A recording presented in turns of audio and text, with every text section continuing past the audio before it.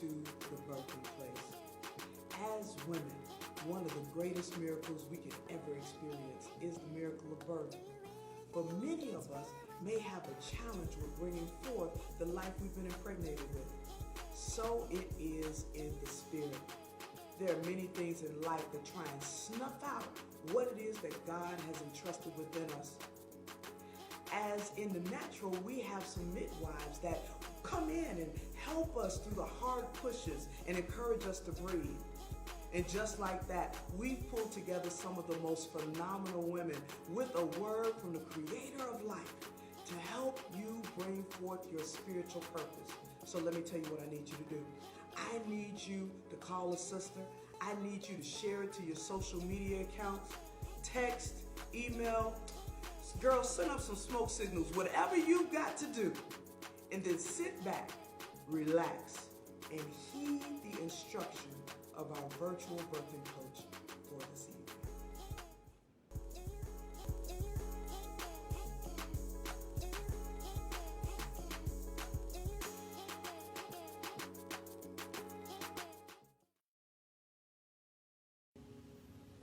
Good afternoon. This is Apostle Sharon PETERS-RUFF, and I'm coming to you from the Midwest out in the Illinois-Indiana region. And I am so blessed and happy to have been asked by Apostle Tish and the ministry team of the Birthing Place to come to you and to speak with you all about self-care. Self-care is something that I really believe in. I believe it should be discussed, especially with people, hardworking people in ministry especially, that's doing a work for the Lord. I read a quote one time. I was blessed to speak to a group of social workers on the necessity of self-care. And I was looking and pondering some things, and I ran across a quote, and I have been using it ever since as it relates to self-care. Someone once said, I don't know who said it, don't know who the author is, it's not my originality, but someone once said, taking care of yourself doesn't mean me first, but it just means me too. And I thought that was so awesome, that self-care is not selfish. It doesn't mean necessarily me first. It just says me too. And so I wanted to spend some time, in just a few minutes. I'm limited with time, and I don't need a lot of time to talk about this. But self-care is an act of self-love. I believe self-care is an act of self-care. But I also believe that self-care is the road to a better you. Yeah, self-care is the road to a better you. You become better when you think about yourself and when you add yourself to all the things that you do for other people. Now, if you're a wife, if you're a mother, if you're a worker or a ministry person, you're always doing something for someone else. When I spoke with those social workers, they were passionate about the work that they do in terms of helping other people. But a lot of them became shocked to have to come to the hard reality that they weren't doing anything for themselves. Listen, again, I said self-care is an act of self-love. It says that I love myself just as much as I love the Lord, just as much, I love the Lord more, but I also love myself as much as I love my children, as I love my family, and all of those things. The road to better you, or the road to self-care, it starts right where you are. Let me say that again.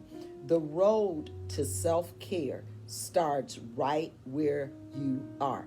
Don't say, I have not arrived at a place where I need to take care of myself, or I'm going to get to me. I'm going to take care of everyone else, but I'm going to put myself on hold. No, Look at where you are right now. Let me ask you some questions. Are you tired? Are you frustrated? Are you angry? Are you sick? Are you disappointed? Are you depressed? Are you anxious? And the Bible tells us to be anxious for nothing. Are you anxious? Are you in need of a getaway or a vacation? I want to take a natural approach on this. A lot of times we discuss everything spiritual, not realizing that we are a triune being and every entity of us needs care.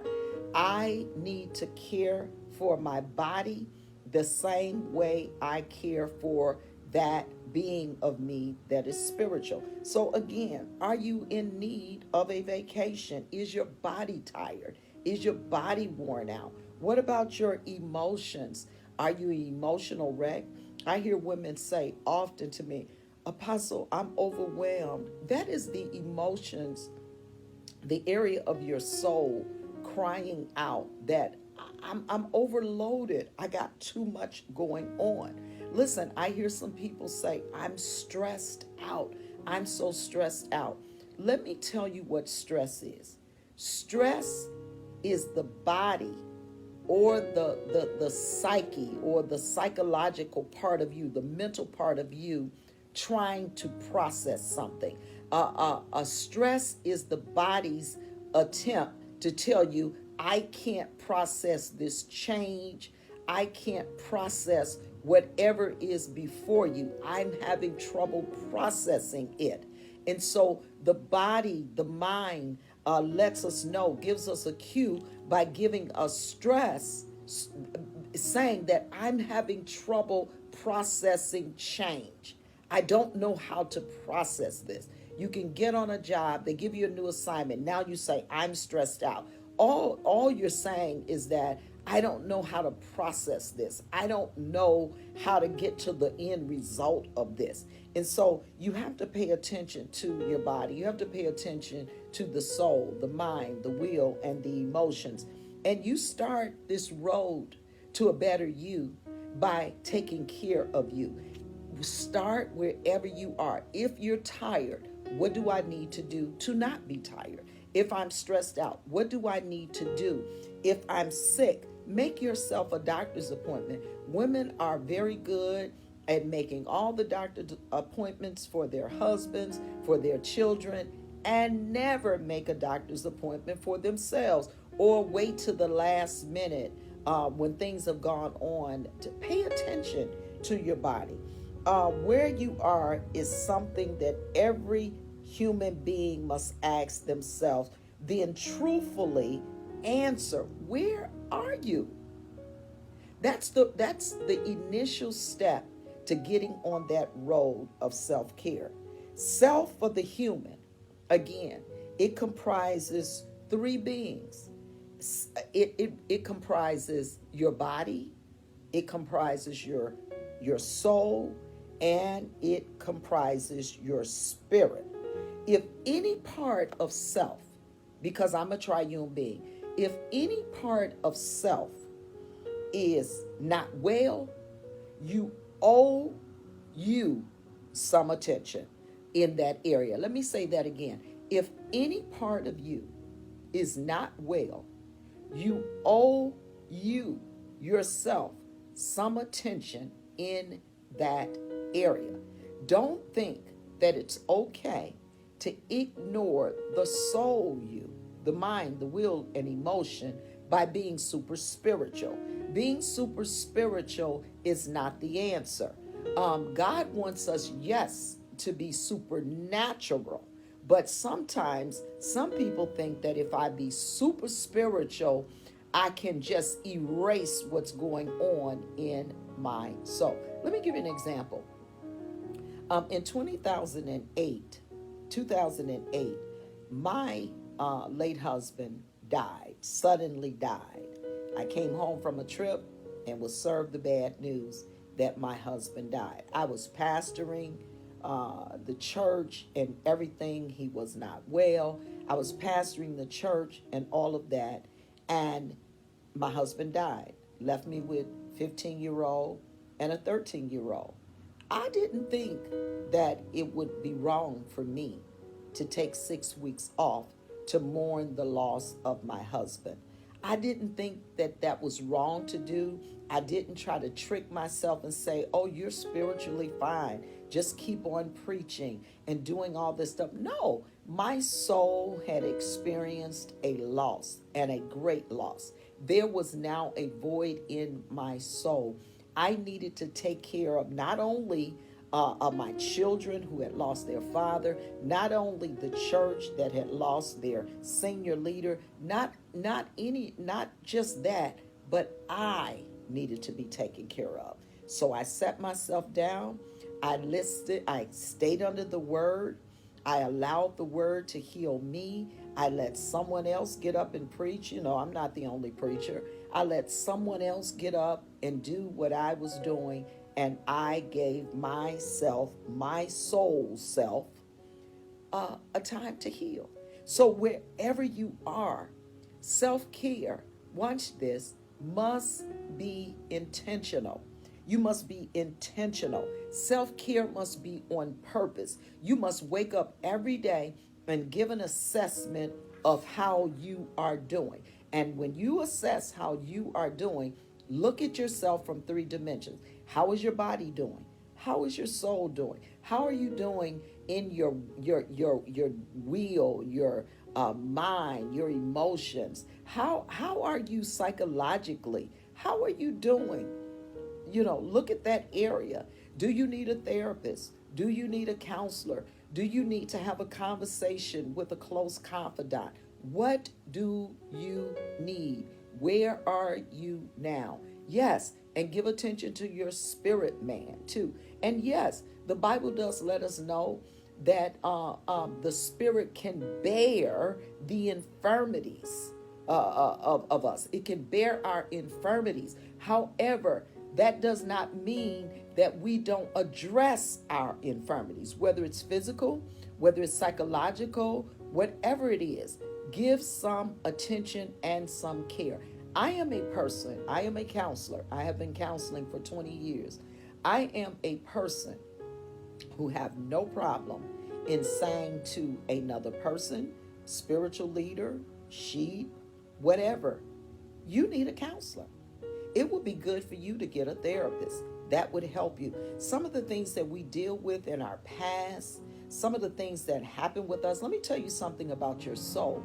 Your soul, unlike your spirit, your spirit stays in the spirit world. But your soul, it dips. It can abide in the spirit realm. That's why your soul is trying to make it back to its maker in eternity. So your soul can operate basically into realms, meaning this: your soul can dip into your human experiences. Your spirit does not do that. That's why when I lost my husband, spiritually, I was great. Spiritually, I could have gotten up there and preached and laid hands and prophesied, because those things I could do from the realms and the dimensions of the things that reside in the spirit. But that would not have been good for my soul, because my soul dipped into my human experience of losing a loved one.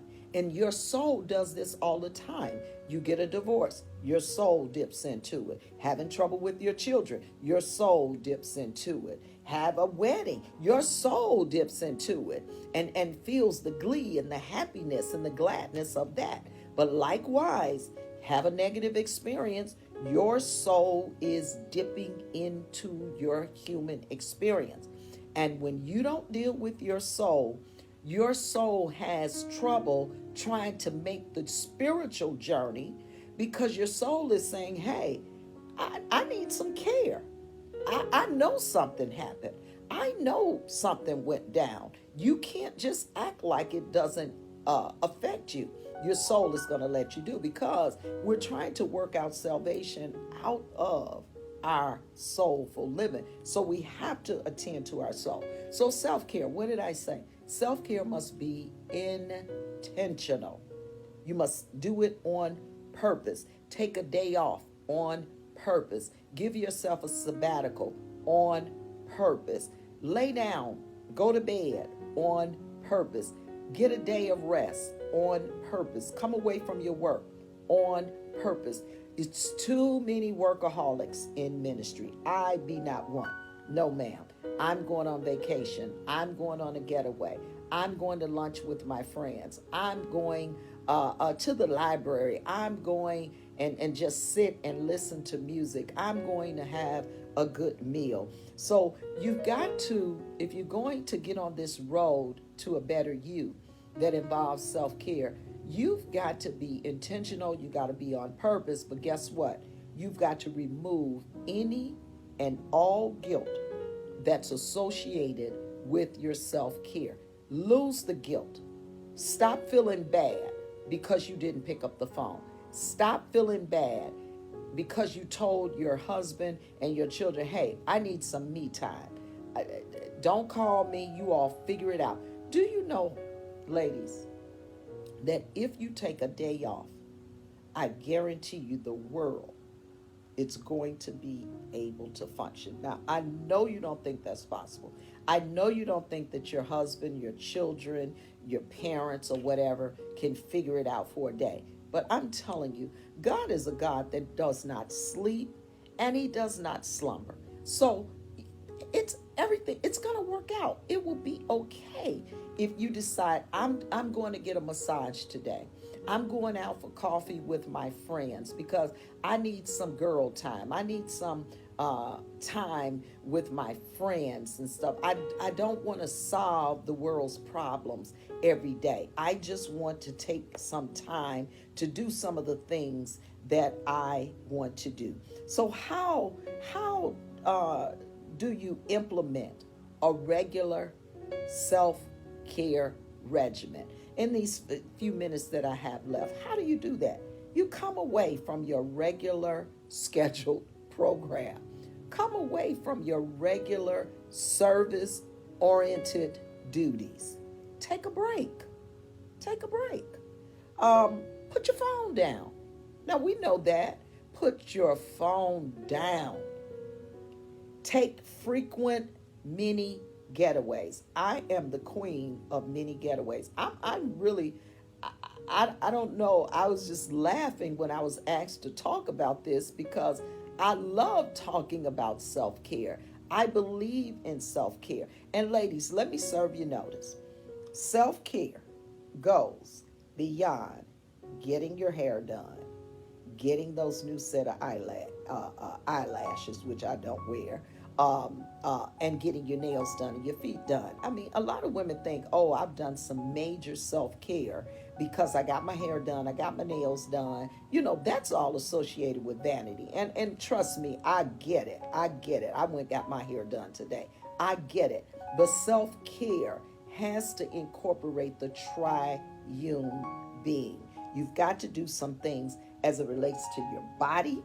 You know, come on, self-care could be, I'm going to get in an exercise program. Self-care could be, I'm going to take a Zumba class. Self-care could be, you know, I got to do something with all these extra pounds on my body so that when I walk, I won't breathe so hard. So it's a lot of things that you can do. Sure, there are spiritual things. Pray, meditate, have your devotions. Those are spiritual things. But it also could be sitting down, reading a good fashion magazine, if that's what you like, doing some of the things that you like, fulfilling some of your desires, scratching off some things off of your bucket list. You know, those are the things that could be involved. Watching a comedy, you know, the Bible says that laughter does us good like medicine. I love to laugh. I do not go a day without laughing. I'm telling you, I'm going to laugh a lot. You say something, get me going, I'm going to laugh, and laughter is contagious. And sometimes that's all you need is a good laugh. So call somebody that's funny, call somebody that has that gift of ability to make you laugh and all of that. Self-care, it doesn't have to be expensive. Self-care is not, oh, I'm going to plan a trip to Paris and Rome and Switzerland. No, self-care can be simply what you do that allows you to tend to the triune being. That's all self-care is. Self-care for me is just sometimes I would just go sit in a coffee shop, and I enjoyed it. Just go to Starbucks, maybe look at my social media or read a book or something. Self-care for me is going into a bookstore and perusing the books and all of that, looking for my books on the shelf and all of that good stuff. Self-care is about what it is that you need, and it's about what do I need now. So every day, as I close with this, be honest and truthful and say, what do I need now? Self-care is not for later. It is for now. God bless you all. I love you so much, and please take care of yourself.